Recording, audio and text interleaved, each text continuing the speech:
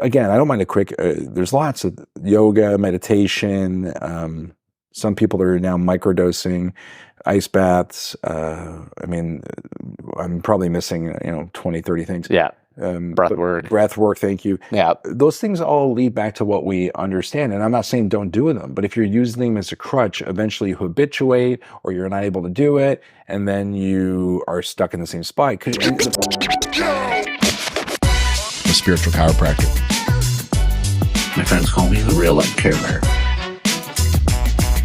Talk it out.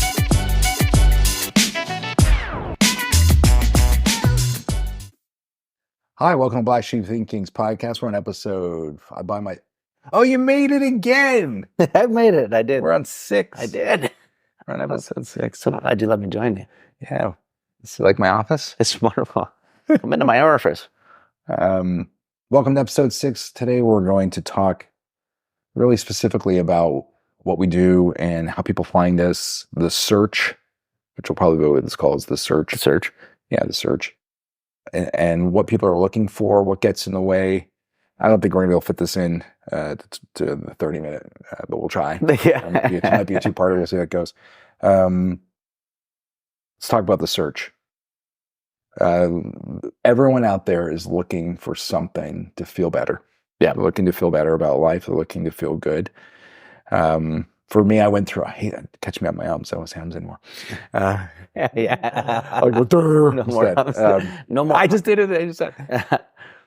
I went from looking at psychology. I tried religion. I tried self-help.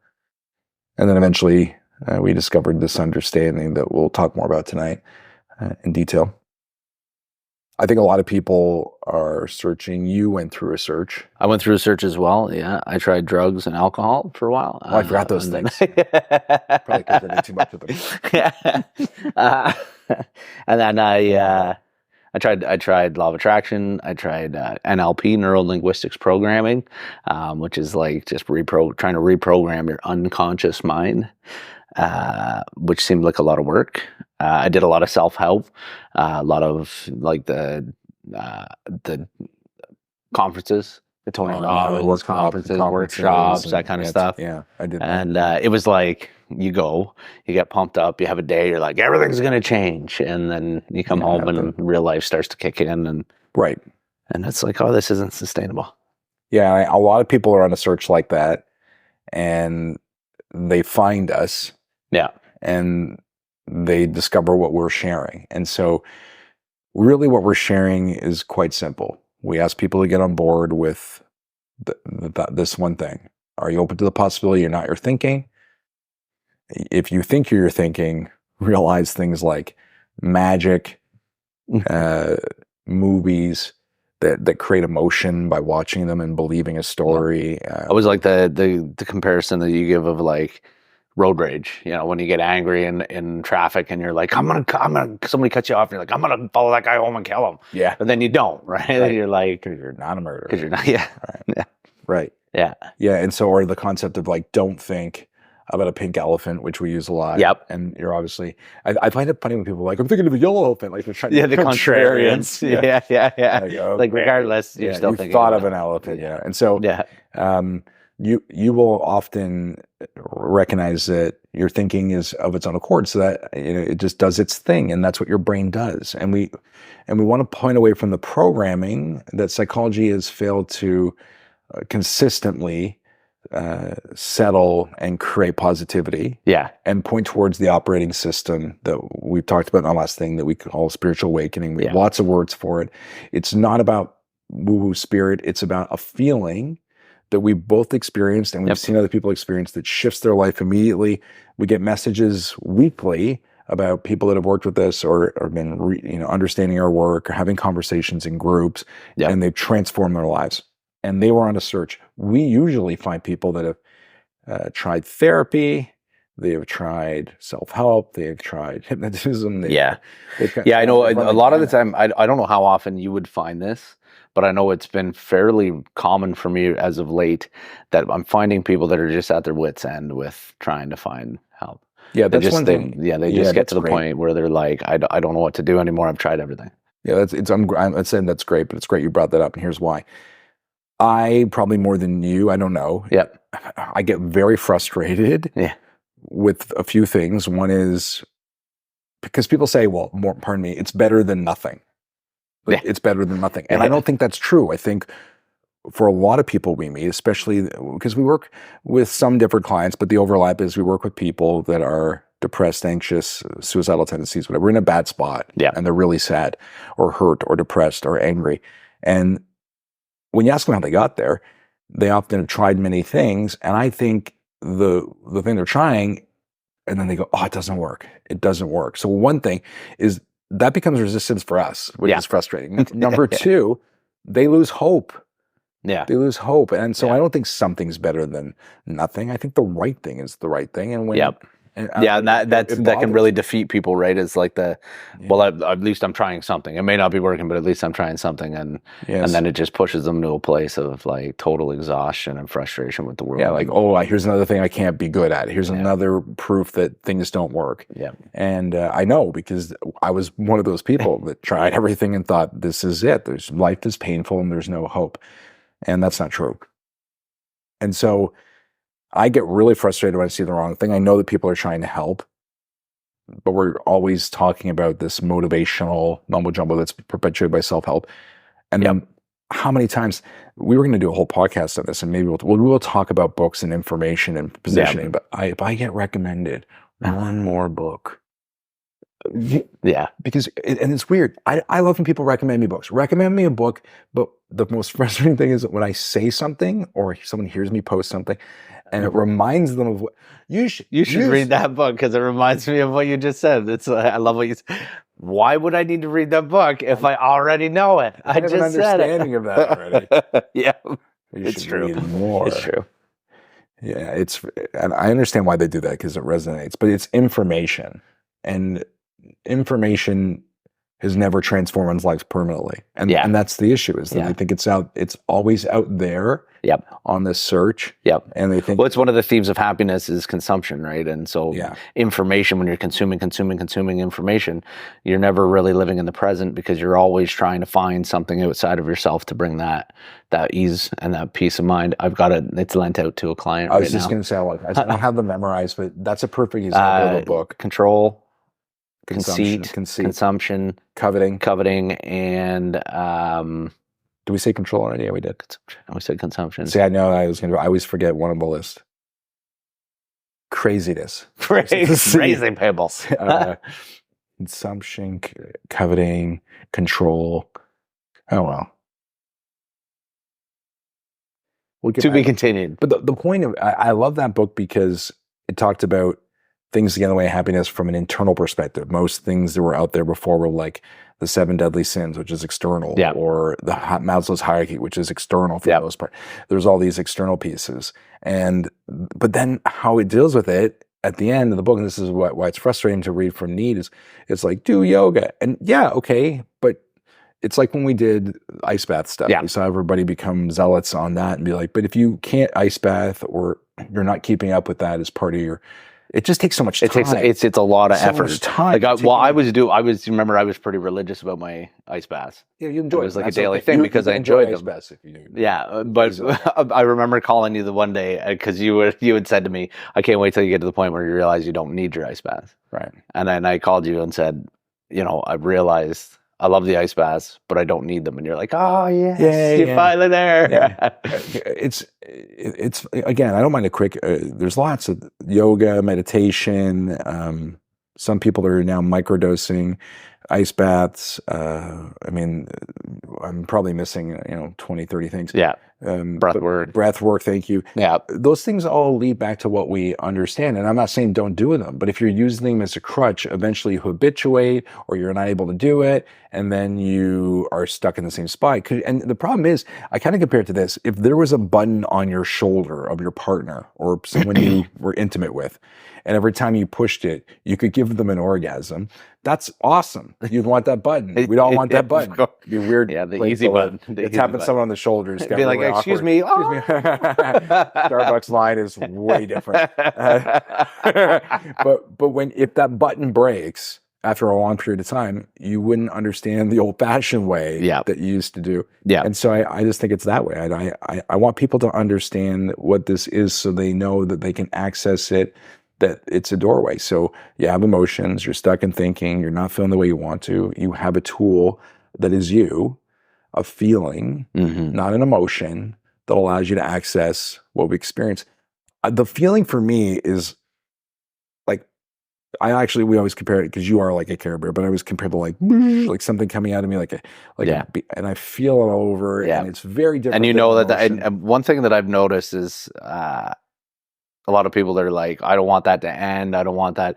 It's almost like they want to keep that to themselves, and I think I was that way for a little while, because it was like, well, what if I run out of this feeling, or what if it doesn't last, or whatever. And when I'm in that feeling for myself, I know I have that feeling of knowing that it's unending. Like there's physically I can get drained and get exhausted, but that energy that is the truth of who I am it's a never ending energy. It's always there. Andrew McKay always used to tell me, because I would be like, I don't feel it anymore. I'm not feeling it right now. Or, after I understood. And he said, it's always there. Sometimes you feel it stronger than others, especially when you put it into action. And here's a client we worked with that's looking to help people. And they wrote, okay, I have to share, there's something so deep happening to me. I feel like the weeks we spent with you are bringing to light everything that is happening. I can't even put words to it. It's just pure clarity. Trusting without borders. I no longer just feel it at times anymore. I am it. It's my default. I'm awake. I see it. I see everything now. Yeah. And I love when we get messages like that, many messages that people will never see, and the work they won't see, understanding that you are the answer when you stop living in the problem. Yeah. And that leads me into some of the things we talked about in this search. When we meet people, I never have a problem when first people sometimes work at this, they're trying to get it, like it's an intellectual thing, like they're trying to figure it out. Yeah. But people who are studious about it, but I think it's more when something resonates, they want to bring that, they have an anchor of it more than like studying what it is. And I also think that when people are doing that and they're trying to get it, then that it's almost like trying to get a joke. It isn't really working. And they almost get frustrated, like, why am I not getting it? Well, because you're trying. Yeah. And that's the weird thing to tell people. It's like it's the opposite of, there's no amount of egoic effort or brain work that will allow you to understand what we're sharing, which sounds really odd when I found out. You can imagine how hard it was. I have a psychology. I had to put that down and be like, no, that's worthless. Like, that's hard to do when your identity is loud and you've invested in yourself. But that's what's occurred. And that occurred with you, with your training. When I first came to you and said, what do you here's this understanding that is making me, and I was like, that destroys everything that I've learned up until now. And it was so hard to really accept that as a truth, because it's like, well, what about all this other stuff? What about everything else that I've learned in my life up until now that I've been trying to apply, and it's been, kind of working, and if I keep applying it and I keep trying, I'm just not trying hard enough. Like, life's not supposed to be that hard. Yeah, it's great. I just on our last Zoom call, I thought, I wasn't sure if it resonated with her, sharing this understanding on our free Zoom on our Talk It Out Tuesday. And she was like, she kind of left the meeting after a while, and she was at a friend's house, and the friend that wrote that. Yeah. And I was like, is everything okay? Did it go well? I'm not sure. And she just needed to sit in it, because she realized, like, 3 years of therapy. It was like, and now she's already starting to feel better. And I mean, look at our most recent testimony. It was like 3 years of 6 years of 5 years, 5 years of therapy, multiple years of therapy. Very hesitant to come in. Within a couple of weeks, she let go of her therapist. After 3 months, she's completely transformed her life. And it's not us. I want to make it very clear. We are the messengers of sharing an understanding. And we're not great coaches. Matter of fact, we don't even know what to call ourselves sometimes, because coaches have programs and they're trying to push an agenda. We don't want to tell people what to do. We want to show them where they can do it from and how they can control their own life, that they're not broken. And it really is the difference between letting your thoughts settle and then something occurs. And if you want to learn more, we really want to push you towards Andrew McKay's People Who Suffer podcast. He shares the story and the understanding. And I'm on episode 11. I think I already mentioned that. You got to get on that, man. We got to get you on. And so it's just really understanding without thought what occurs naturally, like the love of a child, we've said before, like the love of a pet. And you've talked about that before. And so, checking on our time. Oh no, I was just stretching my wrist. Okay, watches, technology.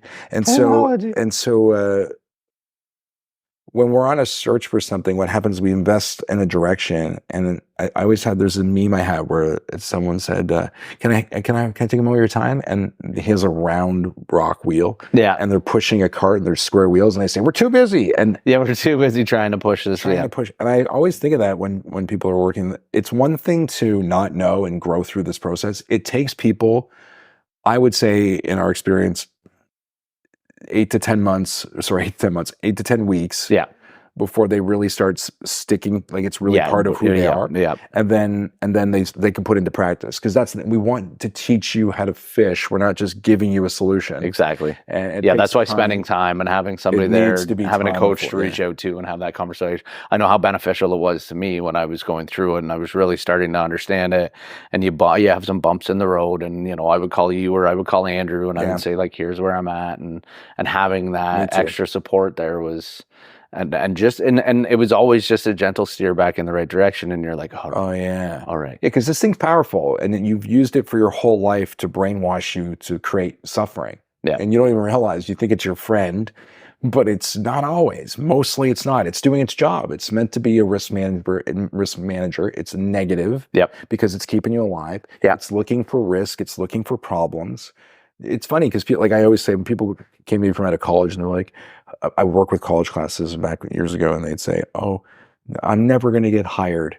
And I thought, no one ever, because everyone's like me in the class, no one ever said, I can't wait to go and offer my individical self to an employer, because I'm like a snowflake. There's no one quite like me. And a snowflake, that's ironic in today's world, but that's another story. And so when you really know that you're on a search, I don't mind if people don't know. Yeah. But the most frustrating thing is when they want to hold on to what's not working. Yes. And sometimes it drives me crazy, because I'm like, I get it. Like, if you don't get it, and maybe this isn't for you, that's fine. We're not trying to push something. It's not a dogma. It's just an understanding that we don't have proof, but there's a ton of evidence now. In the 5 years, we have many, many people that have been wrote testimonies that would speak well of us, and we're very lucky to be helping people. And those people are helping people on their own, because just them being themselves, they're like, oh, it's like the Harry Met Sally thing. I'll have what she's had. Yeah. But when people stick to it, and they're like, I can't let go of this. That's tough. And I know they're scared, because on the other side, of this is, did I make a mistake? Self-judgment. Yeah. And I want you to know. And that's normal human reaction. And I guess the reality of that is just to understand that no, you didn't make a mistake trying to get this understanding. Yes, you are going to make mistakes because you're human. And the only thing that's going to move you out of that is realizing that compounding thoughts on top of that and compounding judgment on top of that is not what's going to get you out of that. And if you take a risk, and just right, and if you take a risk and you take a leap into this understanding, you just try it, and you try to understand it from a place of not here, but feeling it and seeing how you feel when you hear it, because that leads me to, how would you know? But we'll get back to that. Yeah. I want to finish this. The outcome of this fear, taking this leap off the cliff into what you're hoping could create life for you, is joy. You're not going to look back on your life and be like, man, I can't believe it took me so long to figure it out. You're just thankful you did. Many people don't have. Yes, you will be so happy. The side effect of letting go of your thinking and moving past the story is joy. Yeah. And that's what we're looking for, to end suffering. Yeah. And so what was I just about to say, though? Because there's a really cool part where I say, I want to get back to that. Oh no, I'm put you on the spot. I can tell already. Yeah. What did you taking a risk, taking a leap off. How would you know? Oh, how would you know? Yes. How would you know? So there's a question, because we have about 10 minutes left. Yeah. How would you know if you found something? So you're on a search. Yeah. And you're looking to live a life that doesn't have pain, depression, anxiety. You want to stop being mad at people. You want to make more money. You hate your life. You hate your job. Yep. Your kids aren't behaving. Anything. Because all boats rise with the tide of this understanding. Don't believe us. Ask around. Yeah. Because it's everything. Well, and here's the thing. How would you know? How would you know? How would I know? Here's the thing. Before I came to this understanding, I thought I would know, because I would be in this constant, euphoric, floater. It's amazing. And like, my life is so good. And people would look at me and be like, oh, look at that guy. He's got it all figured out. Yeah. And then, but the reality of it was realizing that that's not what it is. It's really just like a calm, peaceful okayness. Like it's just acceptance. It's true acceptance and happiness. And it's like, I know that I don't need anything to change in my life for me to find that happiness because I am it. And that doesn't mean you can't create it. Exactly. And then it doesn't to it, it's not yes, it's when you start creating, when you start to have fun with life, and if it doesn't work out the way you expect it to, you're like, whatever. We try something different. We take it like, and it just becomes, life becomes your playground. It becomes like, oh yeah, for sure. Yeah, it just becomes so much more fun and enjoyable. Yeah, and people show up differently in your life, and you can create from a place of presence. It's so it's so, and it's not perfect. There are times where we get frustrated. There's times we fall into human experience. There's times we get angry at others or ourselves. But we move through them a lot faster. That's another thing. That's all it's all about. It's just about mostly moving. It's about an efficiency at times. So whatever's bothered you. I mean, first of all, imagine getting rid of a lot of the stuff that's weighing you down. Secondly, imagine if something in the future that used to bother you that was similar was a week or a month. You could get it down to like a day or an hour. Well, and because the reality of it is, there's a lot of theories out there about reincarnation and what happens after this and blah blah blah blah. As far as we know, we don't know for sure. This could be the only lifetime we get. Yeah. And if we can condense the time and make that time more enjoyable while you're here, why not? Yeah. What's wrong with why not? Yeah. I remember asking that to Andrew. I was like, what if it's not true? Even despite all the evidence, despite all the research we do, despite all the things we look at to show, what are we? Well, we are energy. Science has proven we are energy. Energy cannot be destroyed. There's so many different testimonies and different things. Anyways, despite all that, what if it wasn't? Who cares? My life is dope. I'm really happy. I get to enjoy this the majority of the time. And the moments I'm not, exactly. And I've watched that in you. I've watched your life change. You've watched it in me. Yep, absolutely. And we've watched it in many people. And so, don't worry, if you can hear that on there, there's kids wrestling with each other outside. It's Christmas time. It's Christmas time. 'Tis the season to be bothered by your family. But so if you're on a search right now, and we encourage people, try things. Yeah. Try them. Come and tell them tell us how it does for you, if it sticks. Out of all the things we've tried, me on the search I'm 46. I mean, we've been doing this now for, this understanding's been in my life since 40. Yeah. 40. Yeah, and that makes sense. And everything is transformed for me. And like I said, now but I tried many things before. I've been searching. If you find something, and we still search. We still search for things. Maybe we don't have, but again, we said in the last thing, it's the most efficient path. I can't hear the table squeaking out of there.